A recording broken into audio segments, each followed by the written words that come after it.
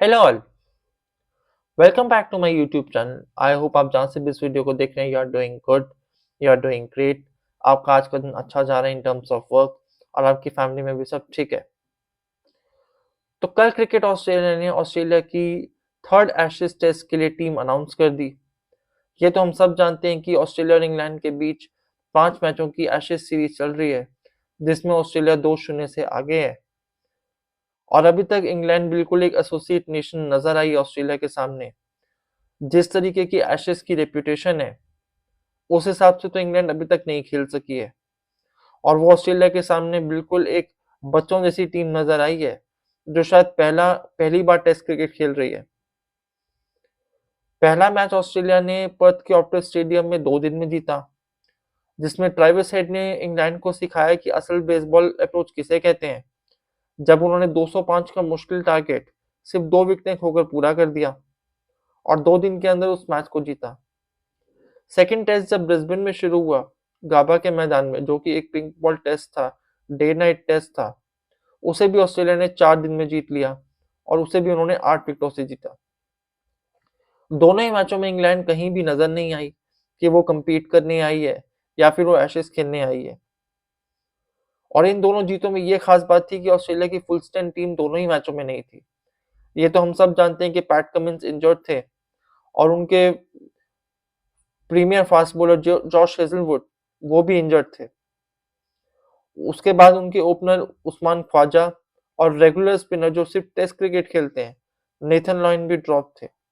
दोनों ही मैचों में ऑस्ट्रेलिया की सेकंड स्ट्रिंग टीम थी, जिसको इंग्लैंड नहीं हरा सकी। तो इसे आप ऑस्ट्रेलिया के सिस्टम की कामयाबी कह सकते हैं, ऑस्ट्रेलियन क्रिकेट टीम मैनेजमेंट की कामयाबी कह सकते हैं, उनकी फैंस की कामयाबी कह सकते हैं। जिस जिस प्लेयर को उन्होंने मौका दिया, उसने परफॉर्म किया। जैक वेदरएल वो ओपनर को लेकर आए फर्स्ट टेस्ट में, वो फ्लॉप हो गए, विच इज क्वाइट ऑब्वियस क्योंकि फर्स्ट टेस्ट में everyone is nervous to represent its nation. लेकिन सेकंड टेस्ट में उन्होंने अच्छी वापसी की और पहली इनिंग में उन्होंने 70+ रन स्कोर किए और सेकंड इनिंग्स में वो नॉट आउट रहे। वो अपने स्किपर के साथ खड़े रहे, स्टीव स्मिथ के साथ, और ऑस्ट्रेलिया को उन्होंने जीत दिलाई। उसके बाद वो सेकंड टेस्ट में माइकल नसीर को लेकर आए नेथन लॉयन की जगह। उन्होंने भी डिसअपॉइंट नहीं किया। उन्होंने पहले बैटिंग से रन स्कोर किए, पार्टनरशिप्स लगाई। उसके बाद सेकंड इनिंग्स में उन्होंने 5 विकेटें लेकर अपनी सिलेक्शन को जस्टिफाई कर दिया। तो ये है ऑस्ट्रेलिया के सिस्टम की कामयाबी कि जब भी वो अपने प्लेयर्स को मौका देता है, उनके प्लेयर्स इतने नरिश्ड होते हैं, इतने पॉलिश्ड होते हैं कि वो अपने सीनियर प्लेयर्स को ऐसे रिप्लेस करते हैं कि आपको कहीं से पता भी नहीं लगेगा कि वो अपने सीनियर प्लेयर्स को मिस कर रहे हैं। और अब जो थर्ड टेस्ट की टीम उन्होंने अनाउंस की है, वो एक फुल स्ट्रेंथ टीम है, जिसमें पैट कमिंस की वापसी हो चुकी है, उस्मान ख्वाजा चोट से रिकवर कर चुके हैं और नेथन लॉयन जो सेकंड टेस्ट में रेस्टेड थे, वो भी वापस आ चुके हैं। अब मैं आपके सामने पहले ऑस्ट्रेलिया के 15 मेंबर स्क्वाड रखने जा रहा हूँ, जो कि थर्ड टेस्ट के लिए एडिलेड में, जो 17 दिसंबर से शुरू होगा, उसके लिए अनाउंस किया गया है।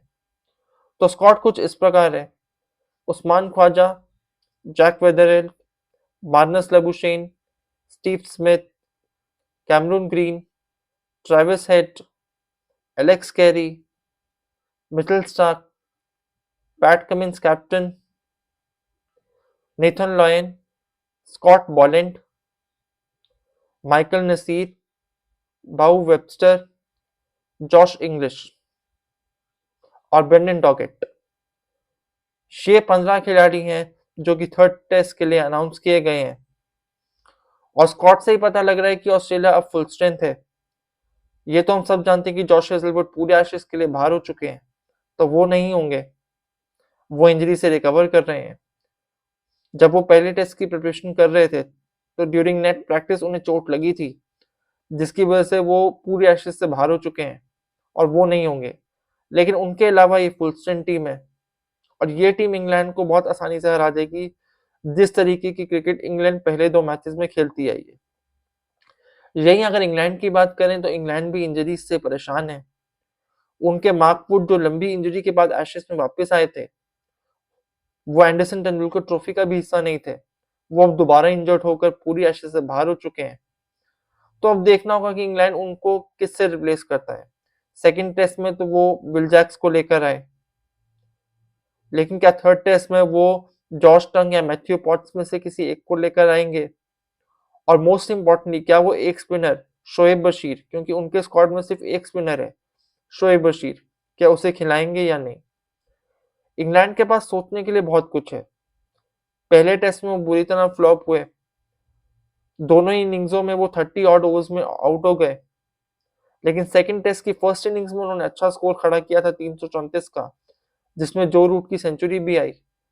लेकिन सेकंड इनिंग्स में फिर से वो उसी हाल में आ गए जिस तरीके से वो पहले टेस्ट में थे।